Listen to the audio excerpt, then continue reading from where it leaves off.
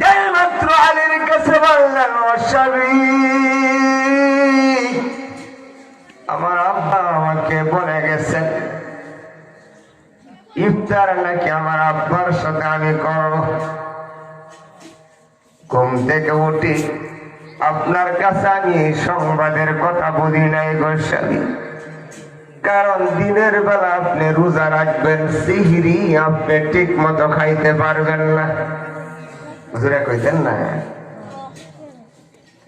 আলীর কাছে যদি বলে আলী ফাতেমার বিরহে সিহরি খাইবে না, ও স্বামী সিহরিটা যাতে ভালোভাবে খান, এই জন্য আমি আপনাকে ঘুম থেকে উঠি বলি নাই গো স্বামী।